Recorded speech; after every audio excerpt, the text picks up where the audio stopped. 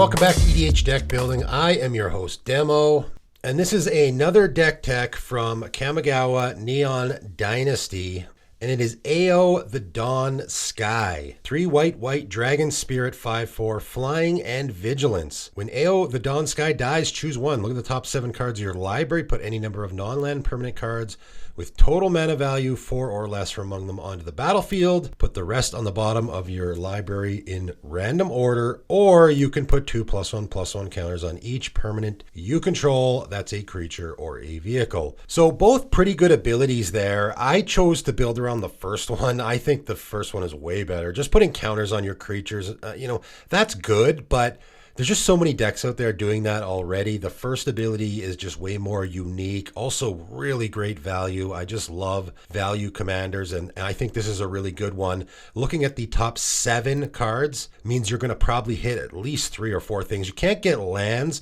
but if you engineer the deck to have lots of stuff with mana value 4 or less, right? Lots of non-land permanents, you're going to guaranteed hit a lot of stuff off the top there. Now, the first thing we got to do, which you have to do with all of these dragons if you're building around any of them from this set, is get some sort of resurrection effect. And as I noted, a lot of people commented when I was talking about these in the spoiler videos about how they changed the rule a couple of years ago so that if your commander dies, you can actually let it go back to the command zone and you still get the dice trigger. Yes, I'm very aware of that.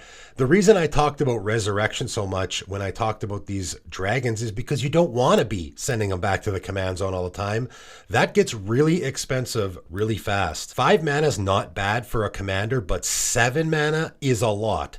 And 9 mana is pretty much, that's it. You're never going to cast your commander again, right? So we don't want to be doing that. I don't want to be sending my commander back to the command zone all the time. I want to avoid that situation if I can, and white actually has a decent amount of recursion effects. Late to Dinner is one that came out in Modern Horizons 2 last year. False Defeat is another one, right? These just straight up return our commander from the graveyard to the battlefield. Breath of Life will do this. Resurrection will do this. Miraculous Recovery is a great one that we can do at instant speed. And then, of course, Invoke Justice from the new set. I talked about this in my top cards from the set. I think it's a great card that can go in any mono white deck, but in particular in this deck, it's going to be a perfect fit, right? 1 white sorcery. Return target permanent card from your graveyard to the battlefield, then distribute 4+1/+1 counters among any number of creatures and or vehicles target player controls. This is also doing the +1/+1 counters on vehicles sort of scenario like our commander is. So I guess no matter which direction you decide to go with your commander, this is going to be a great fit in an AO deck because you want the resurrection effect and you also want the +1/+1 counter effect. In this case, we can just get our commander back out of the graveyard and then put 4 counters on it, turning it into a 9/8 Flying Vigilance. That's pretty good. I also have Angelic Renewal and Sigil of the New Dawn, and the reason why these ones are good, again, they're getting our commander out of the graveyard. Angelic Renewal is a one-shot that'll put it directly back into play. Sigil of the New Dawn is an enchantment that we can pay 1 and a white whenever our commander dies and return it to our hand, so almost as good, still avoiding the commander tax. But why these are particularly good is because they're permanents, right? We don't want too many effects that we aren't going to be able to hit when our commander dies, right? So these are both effects that when our commander dies, we can get them off the top of our library and put them directly into play. Mistmoon Griffin is another really old, interesting card that, again, is the 4 mana value permanent that we can get into play.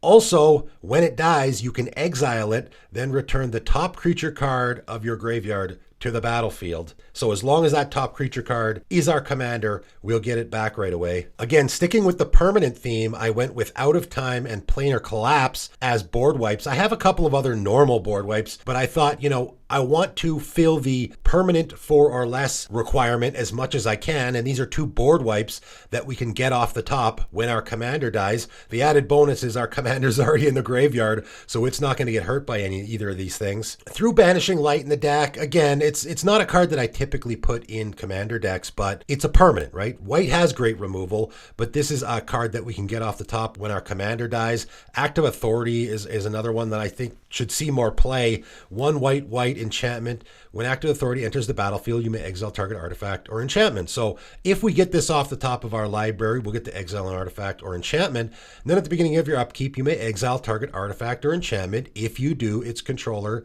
gains control of active authority. So, we can't use that if we want to. If our opponent has a really powerful artifact or enchantment in play, if we really are desperate, we can use this to get rid of it. They gain control of it, so then they get to use it again on us or maybe someone else. That's fine. I find the trade-off is typically worth it. But again, this is artifact and enchantment removal on a non-land permanent for mana value or less, so we can get it off of our commander. Fanatical Devotion is a great sack outlet that is going to fit that scenario.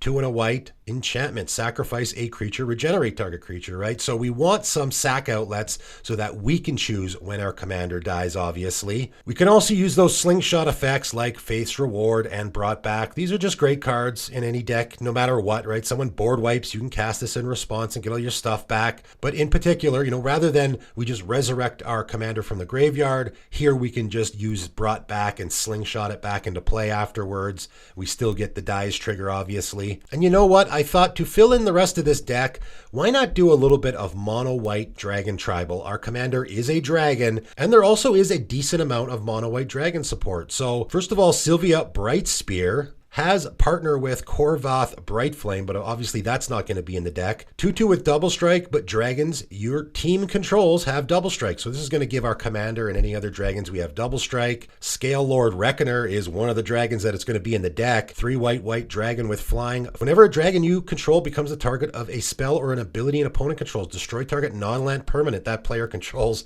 That's pretty fantastic. Obviously it's going to apply to our commander and any other dragon we have in the deck. And I also have Timeless Dragon and Icing Death, both in this deck as well, both mono white dragons. I got Dragon's Horde in here as well, obviously. If your commander is a dragon, I think this is probably an auto include in your deck. 3 mana artifact. Whenever a dragon enters the battlefield under your control, put a gold counter on it, and you can tap to remove a gold counter from it to draw a card. And of course, it's a mana rock. You can just add 1 mana of any color, so that's going in the deck. And then I put Rashida Scalebane in the deck. I thought this was going to be a funny, interesting fit. So 3 white, legendary human soldier, 3/4. You can tap it to destroy target attacking or blocking dragon. It can't be regenerated. You gain life equal to its power. This is just such a funny include in the deck. If your opponents happen to be playing dragons, it's going to be a great card. It's really good, in fact, if your opponents are playing dragons. But I put this in the deck to kill our own commander. I thought that would be a funny way to do it, right? We can attack with our commander after it's dealt damage, right? We'll let it get in for damage. It's still considered an attacking dragon. So after it's dealt damage, we can destroy it, and it's going to go to the graveyard, right? We do this because we want the dies trigger. And then on top of that, we're going to gain life equal to its power. So we'll gain 5 life. I think that's pretty good. It's a lot of upside for us. It's, I think, worth putting in the deck rather than having a sack outlet, right? This is, I'm destroying my own commander to get the dies trigger. So I thought that would be a funny, interesting fit in the deck. And then obviously I just filled out the deck with a bunch of non-land permanents with mana value 4 or less. Like I said, I want to hit them as much as possible when we're doing our commander's ability. One thing I can't stand on any Magic card is the possibility of whiffing, and I don't want to ever have to worry about that. Getting 2 or 3, I think, off of our commander when it dies is good enough value for me. Totally worth it, I think, to send our commander to the graveyard. I also really like the mono white dragon sub-theme here as well. I think that's pretty neat. Really great commander all around. I mean, obviously you can use the +1/+1 counter thing as well if you want to. You're going to put it on each permanent you control that's a creature or a vehicle. So if you do have a lot of creatures in play, you can sack your commander, put 2 +1/+1 counters on each of your creatures, maybe to help close out the game. So that option is also there for you if you want to use it. Really interesting commander, really interesting deck I put together. The deck list for it is in the description below. Feel free to check it out if you want to. But that is it for today, and thanks for tuning in.